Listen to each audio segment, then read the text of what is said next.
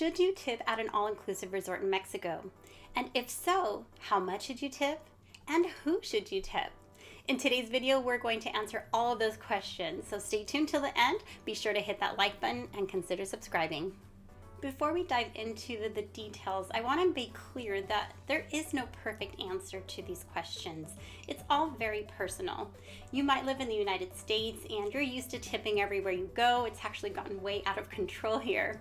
But you also might live in a country where tipping isn't common and you're just not comfortable with it.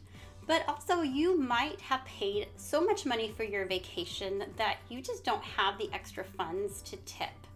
Now, again, it's all very personal, and the reason I'm making this video is to provide a guide, and that is all. So you need to make the decision for yourself as to whether you want to tip and how much you want to tip. But in this video, I'm going to provide you the guide on where, how, and when to tip. So first, should you tip at an all-inclusive resort in Mexico?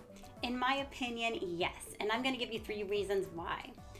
First, I know that your hotel might advertise that the tips are included in your nightly rate, but from talking to hotel workers over the years, they get a very tiny amount that goes into their paycheck that are considered tips.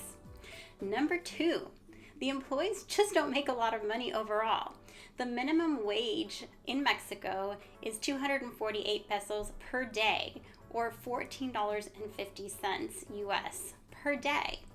So I know that you might think that Mexico has a lower cost of living, but that's still a very uncomfortable amount to live on.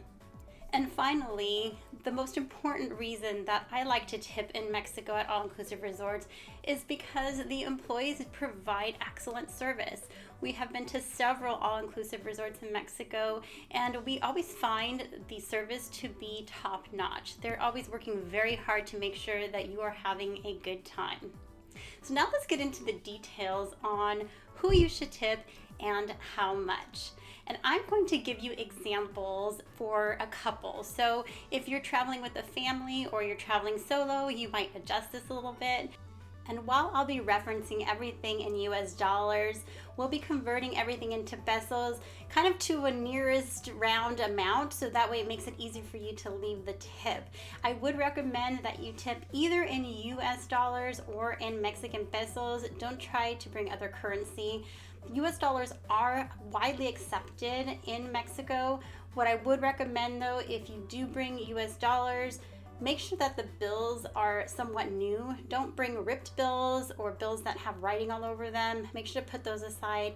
They have a hard time at the bank converting those dollars into pesos. So US dollars or pesos only.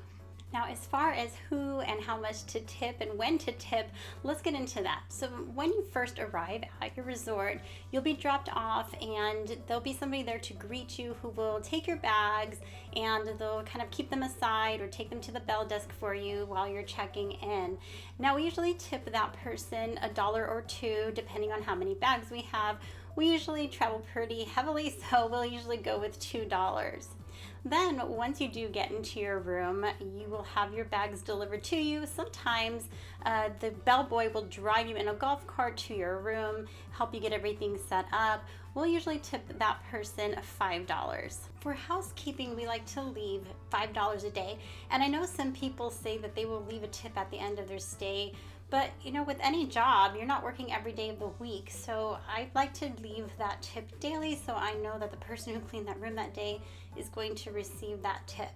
Now, a lot of the places that we have been also have a mini bar, and I'll leave $1 or $2 in the mini bar, especially if I want something in particular restocked. I'll leave a little note in there to leave extra of something rather, and leave $1 or $2 in there. Also, a lot of the hotels have a turn down service in the evening. So I'll leave a couple of dollars on the nightstand or on the pillow, but I've noticed that a lot of times they won't take that extra money. They'll take the tip from the morning, but they won't take that evening tip. Let's talk about how much you should tip at the restaurants. So for breakfast and lunch, if you're going to a buffet, we'll usually tip $3 to $5, just depending on the service level. Now, sometimes you might be at a buffet and there's somebody making omelets or a carving station, and maybe they went out of your way to do something extra for you. We might give them an extra $1 or $2 as well. Also, you may have a hostess that you see regularly, especially if you're having breakfast at the same place every day. You may want to give them a little extra tip, maybe at the end of your stay, but just something to show your gratitude to them as well. Now, for a la carte, usually for breakfast or lunch, we will leave $5. And for dinners, if you're eating at a buffet, again, probably $5 for dinner. But if you're going to a la carte for dinner, it's usually a little bit fancier and nicer. You'll have better attention, and we'll leave $10 in that case. Now, if you're at the pool or at the beach or you're just going up to the bar to get a drink, how much should you tip there? We like to tip $1 per drink if we're going to the bar. We'll usually do $1 or $2 per drink at the beach or the pool, and that just depends on the level of service we get. We've had some that come around very often and keep us refilled all the time, so we might tip a little bit more and keep them coming back. I've also heard some people that say that they will give the bartender a nice tip at the beginning and just keep the drinks flowing all day. I think that's a great way to do it as well, and that way you don't have to keep digging out some dollar bills or some pesos every time the drink person comes around or you are getting a drink from the bartender at the bar. If you are staying at a larger resort, you may have golf cart drivers that take you from one end to the other. And we do like to tip a couple of bucks every time they take us around, especially if it's a long trip, just to show our gratitude. We have found that some of those golf cart drivers, if you talk to them, they can give you some great information about the resort, and you're just sitting there in the cart with them anyway, so they're happy to take up a conversation with you and give you any information. So we like to show our appreciation for that. There are some people that work at resorts that aren't usually tipped very often, and sometimes I find that I get some great service and I just want to give them a few dollars. So for example, the receptionist, when you check in, the last time we stayed at an all-inclusive resort, we had somebody who checked us in who was not only extremely friendly, but gave us so much information, really got us excited for the rest of our stay. And actually, when we left the resort, we saw her and we checked out with her, and I gave her a tip. Also, the concierge might go out of their way to make certain arrangements for you, really help you out and get what you need. I might tip them as well. Sometimes at the end of the stay, depending on how often they might have helped me, I'll adjust that tip amount. And these amounts really can vary. So like the front desk agent, you might give $5, maybe $3. For the concierge, depending on the level of service, $5, $10, $20. I guess it really just depends on what they did for you throughout that week. But there are also a couple of other people that I want to point out that never get tipped, and that includes the landscape workers. If you've ever been to Mexico, let's say in the Riviera Maya, it is extremely hot and humid, especially in the summertime, and you see these folks working out there and it's hot and it's got to be exhausting.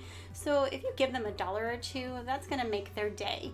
Also, the folks that are just cleaning up around the property, and I'm not talking about the housekeepers, but people that might be cleaning some of the more public restrooms or just the facilities themselves, because again, they might be outside and it's really hot.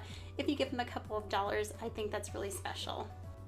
I hope that this guide was helpful, and I hope you realize that this is only a guide. You're not expected to tip any certain amount.